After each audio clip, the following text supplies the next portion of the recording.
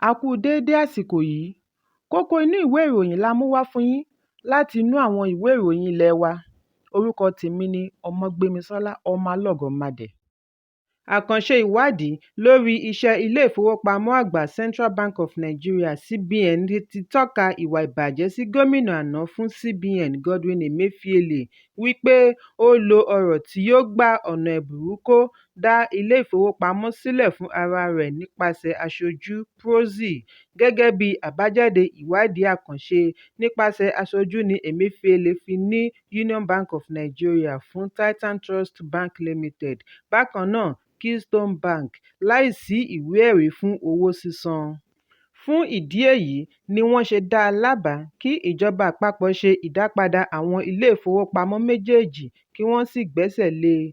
Ọjọ́rú tí ó kọjá ní olùṣèwádìí Jim Obaze ṣe àgbékalẹ̀ àbájáde ìwádìí fún Ààrẹ Bọ́lá Tinubu lórí bí wọ́n ṣe ra ilé ìfowópamọ́ méjèèjì nínú lẹ́tà ọ̀tọ̀ọ̀tọ̀. Èyí ń wáyé lẹ́yìn tí ìwádìí ṣe àfihàn bí Emefiele ṣe kó ẹgbẹ̀lẹ́gbẹ̀ bílíọ̀nù náírà sí ilé ìfowópamọ́ ilẹ̀ òkèèrè tí àwọn ilé ìfowópamọ́ yìí kò dín ní 593. Lára rẹ̀ láti rí United States, United Kingdom àti China. Láì gba àṣẹ lọ́wọ́ àwọn adarí CBN Board of Directors, àṣírí tú sí Obaze lọ́wọ́ wípé gómìnà àná fún CBN fi £543.5 billion sí fixed deposit ní United Kingdom nìkan láì sí àṣẹ. Nínú lẹ́tà Obaze sí ààrẹ ni ó ti sọ wípé òun ti parí ìwádìí lórí bí Emefiele ṣe gba Union Bank fún Titan Bank. Ìgbésẹ̀ láti gba ilé ìfowópamọ́ yìí padà fún ìjọba àpapọ̀ ni òun wà báyìí. Ó ní àwọn ti parí gbogbo ìwádìí lọ́dọ̀ àwọn tí ọ̀rọ̀ kàn yàtọ̀ sí Cornelis Vink tí ó wà ní ilé ìwòsàn ní Switzerland lọ́wọ́lọ́wọ́. Ẹ̀kúnrẹ́rẹ́ ìròyìn yìí wà nínú ìwé ìròyìn Punch tó jáde lónìí. Lánàá ni àjọ olókoòwò Trade Union Congress of Nigeria (TUC) sọ fún Ààrẹ Bọ́lá Tinubu kí ó tètè ké sí ilé ìfowópamọ́ àgbà Central Bank of Nigeria (CBN) lórí ìṣòro àìsí owó àfojúrí cash scarcity. TUC ní ìgbésẹ̀ yìí túbọ̀ ń sọ ọmọ orílẹ̀-èdè sínú ìṣẹ́ látàrí ìwà aláìláàánú àti aláìnítara ọmọ ènìyàn tí àwọn tí wọ́n pe ara wọn ní aṣojú àti àjọ ìjọba ń hù. Nínú àtẹ̀jáde tí ààrẹ ẹgbẹ́ TUC Festus Osifo àti akọ̀wé gbogboògbò Nuhu Torò buwọ́ lù ní àjọ olókoòwò ti sọ wípé ó jẹ́ ìyàlẹ́nu ńlá wípé ó ṣòro fún CBN láti mú kí owó náírà wà níta lọ́pọ̀ fún àwọn òṣìṣẹ́ àti ọmọ orílẹ̀-èdè. Wọ́n ní ó ṣòro fún ará ìlú láti rí owó gbà láti ẹ̀ka ilé ìfowópamọ́, pàápàá jùlọ láti ẹnu ẹ̀rọ ATM, débi wípé wọ́n wá ń fi tipátipá di oníbàárà àwọn oníṣòwò POS tí èrè lórí owó wọn ṣe gọbọi. Wọ́n ní èyí kò jẹ́ ìtẹ́wọ́gbà rárá bí wọ́n ṣe ń fi gbogbo ìgbà sọ ará ìlú sínú ìdààmú. Wọ́n ní kí ni ẹ̀ṣẹ̀ ọmọ Nàìjíríà gan-an tí wàhálà fi pọ̀ tó báyìí, pàápàá jùlọ lásìkò ayẹyẹ ọdún tí a wà yìí. Wọ́n ní àsìkò ti tó fún Ààrẹ Tinubu láti gbé ìgbésẹ̀ láti lè mú òpin dé sí ìṣòro àtẹ̀yìnwá. Ìṣòro àìsí owó àfojúrí gbọ́dọ̀ wá sí òpin. Àìjẹ́ bẹ́ẹ̀, àjọ olókoòwò pẹ̀lú àwọn àjọ yòókù yóò lo agbára wọn bí wọ́n bá sún wọn kan ògiri. Ẹ̀kúnrẹ́rẹ́ ìròyìn yìí wà nínú ìwé ìròyìn Vanguard tó jáde lónìí. Ìyáálé ilé kan tí wọ́n pe orúkọ rẹ̀ ní Hafsat Suraju ti ṣàlàyé bí ó ṣe pa alábàáṣiṣẹ́ wọn nínú ilé, Nafiu Hafiz, nítorí ó ṣe ìdáwọ́kọ̀ fún un nígbà tí ó fẹ́ gbẹ̀mí ara rẹ̀. Hafsat, nígbà tí ó ń jẹ́wọ́ ẹ̀ṣẹ̀ rẹ̀ níwájú àwọn akọ̀ròyìn lẹ́yìn tí ọwọ́ ikọ̀ ọlọ́pàá ìpínlẹ̀ Kano tó, ni ó ṣàlàyé wípé àríyànjiyàn bẹ́ sílẹ̀ bí ó ti dá lọ́wọ́ kọ èròǹgbà rẹ̀. Gẹ́gẹ́ bí Hafsat ṣe ṣàlàyé, ó ní òun ṣèèṣì fi ọ̀bẹ gé ara òun lọ́wọ́ nígbà tí Hafiz ń gbìyànjú àti gba ọ̀bẹ lọ́wọ́ rẹ̀. Lẹ́yìn náà ni ó ní kí òun wọlé lọ pààrọ̀ aṣọ. Nígbà tí ó padà dé ni ó bá Hafiz ní dùbúlẹ̀ tí ó sọ wípé ara òun kò yá òun ń lo oògùn lọ́wọ́. Hafsat ní àǹfààní yìí ni òun lò láti mú ọ̀bẹ nílẹ̀ fi gún Afeez yánnayànna. Kọmíṣánná ọlọ́pàá Mohammed Hussein Gumel ní àwọn ti fi ọwọ́ ṣìkún òfin mú ọkọ Hafsat, Dayabu Abdullahi, àti aṣọ́gbà wọn Malam Adam látàrí wípé wọ́n jọ gbìmọ̀pọ̀ tọ́jú òkú olóògbé pamọ́. Kọmíṣánná ní àwọn yóò gbé Hafsat re ilé-ẹjọ́ lẹ́yìn ìwádìí. Ẹ̀kúnrẹ́rẹ́ ìròyìn yìí wà nínú ìwé ìròyìn Vanguard tó jáde lónìí. Gómìnà àná fún ilé ìfowópamọ́ àgbà Central Bank of Nigeria (CBN) Godwin Emefiele ti gba ìyọ̀ǹda kúrò ní ọgbà ẹ̀wọ̀n Kùjé. Agbẹnusọ fún ọgbà ìwà àtúnṣe Umar Abubakar ni ó fìdí ọ̀rọ̀ yìí múlẹ̀ lónìí. Abubakar ní lánàá ọjọ́ Ẹtì ni Emefiele gba ìyọ̀ǹda lẹ́yìn tí ó yanjú gbogbo gbèdéke tí adájọ́ fún un. Ìgbésẹ̀ yìí ń wáyé lẹ́yìn oṣù kan tí adájọ́ Hamza Muazu gba ìyọ̀ǹda rẹ̀ pẹ̀lú ₦300 million àti onídùúró méjì tí ó ní ilẹ̀ ní agbègbè Maitama, ìlú Àbújá. Adájọ́ Muazu pàṣẹ kí Emefiele wà nínú ọgbà ẹ̀wọ̀n títí ó máa fi yanjú gbogbo gbèdéke ìyọ̀ǹda rẹ̀, ṣùgbọ́n ìròyìn ìyọ̀ǹda rẹ̀ yìí ń wáyé láàárín àbájáde ìwádìí tí ó tú àṣírí gbogbo ìwà jìbìtì tí ó hù nígbà ìṣèjọba rẹ̀ gẹ́gẹ́ bí gómìnà CBN. Ẹ̀kúnrẹ́rẹ́ ìròyìn yìí wà nínú ìwé ìròyìn Daily Post tó jáde lónìí. Iléeṣẹ́ ọkọ̀ ìrìnnà mìíràn ABC Transport ti darapọ̀ mọ́ àwọn tí ó ń kópa nínú ṣíṣe àgbékalẹ̀ àdínkù owó ọkọ̀ àwọn arìnrìn-àjò lọ ilé ọdún.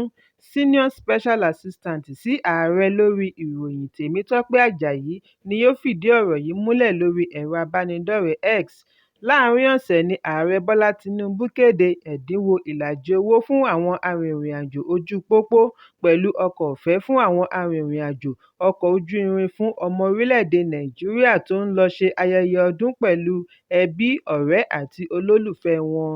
Lára àwọn iléeṣẹ́ ọkọ̀ ìrìnnà tí wọ́n jọ kópa nínú kíkó èrò fún ìlàjì owó láti rí God is Good Motors, Chisco Transport, The Young Shall Grow, God Bless Ezinwata àti Area Motors. Lórí ẹ̀rọ abánidọ́rẹ̀ẹ́ ní ABC Transport ti ṣàlàyé pé arìnrìn-àjò ní àǹfààní láti wá ṣe ìforúkọsílẹ̀ fún tíkẹ́ẹ̀tì kí wọ́n sì gba ẹ̀dínwó ìlàjì owó. Ó ní èyí lọ pẹ̀lú ìlànà ìjọba àpapọ̀, inú àwọn sì dùn láti bá wọn kópa nínú rẹ̀. Ẹ̀kúnrẹ́rẹ́ ìròyìn yìí wà nínú ìwé ìròyìn The Nation tó jáde lónìí. Àlùfáà láti ìjọ Methodist Church Dókítà Ọbáfẹ́mi Jẹ́gẹ́dẹ́ tí ó jẹ́ olùkọ́ ìṣègùn ìbílẹ̀ ní ẹ̀ka ẹ̀kọ́ṣẹ́ ilẹ̀ Áfíríkà láti Ifásitì Ìbàdàn ti ṣàlàyé fún akọ̀ròyìn ìdí tí ó fi fẹ́ràn ìṣègùn ìbílẹ̀ àti ìdí tí ará ilẹ̀ Áfíríkà ṣe gbọ́dọ̀ yan ìṣègùn ìbílẹ̀ láàyò fún ìwòsàn. Níbi ìfọ̀rọ̀wánilẹ́nuwò ní Jẹ́gẹ́dẹ́ ti ṣàlàyé wípé òun jẹ́ olùṣèwádìí ìṣègùn ìbílẹ̀. Bákan náà ni ó ń ṣe olùkọ́ ìṣègùn ìbílẹ̀ ní ìpele postgraduate ìyẹn ìpele masters àti PhD ní ẹ̀ka Institute of African Studies ní Ifásitì Ìbàdàn. Ó tún jẹ́ òjíṣẹ́ Ọlọ́run clergyman tí ó lọ fún ìmọ̀ òjíṣẹ́ ní iléèwé Methodist Theological Institute ní Ṣàgámù. Bákan náà ni ó tún jẹ́ olùkọ́ fún àwọn òjíṣẹ́ Ọlọ́run. Ó jẹ́ gíwá iléèwé Methodist fún ọdún 8 kí ó tó di olùkọ́ ifásitì.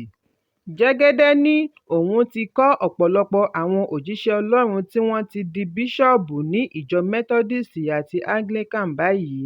Ó ní òun ti wà ní ilé-ìwé sẹ́mínárì láti ọmọ ọdún 19, èyí túmọ̀ sí wípé ó jinlẹ̀ nínú iṣẹ́ òjíṣẹ́. Ó ní títí di òní ni òun fi ń wà nínú iṣẹ́ ìjọsìn nítorí ìsàmì òróró kò kúrò lórí.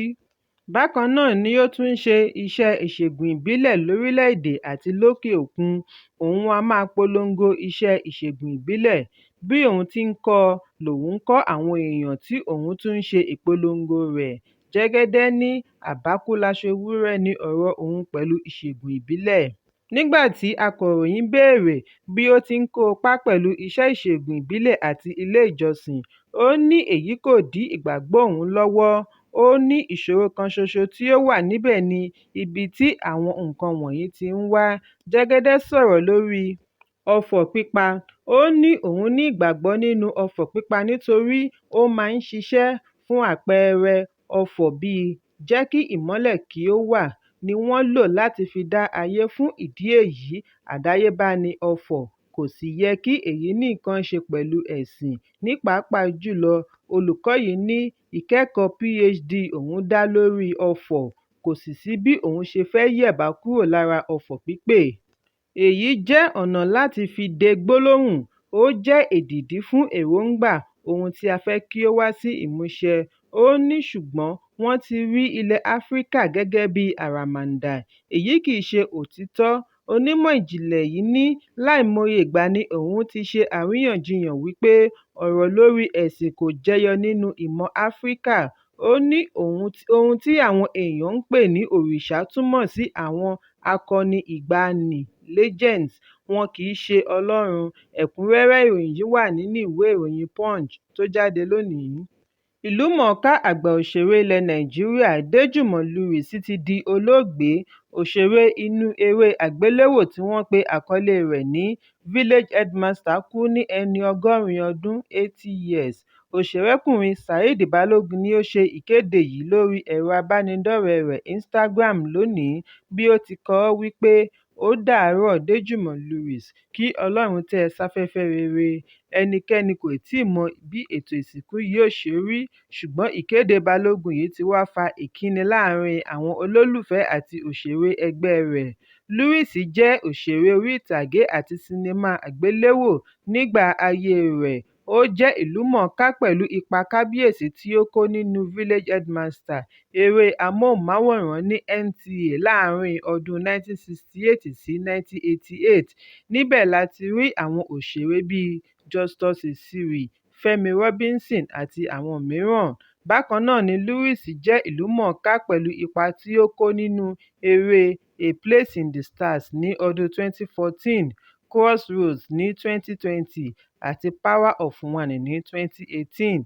Ẹ̀kúnrẹ́rẹ́ ìròyìn yìí wà nínú ìwé ìròyìn Vanguard tó jáde lónìí. Kókó inú ìwé ìròyìn tòní kò ní jù báyìí lọ. Ẹ pàdé mi ní ọjọ́ Ajé Monday fún àkọ́tún. Kí a tó lọ, ẹ má ṣaláì fi àríwísí yín ránṣẹ́, ìyẹn comment, kí ẹ sì bá wa subscribe sí ojúnà wa lórí YouTube kí Kókó Inú Ìwé Ìròyìn lè máa tẹ̀ yín lọ́wọ́ ní kíákíá.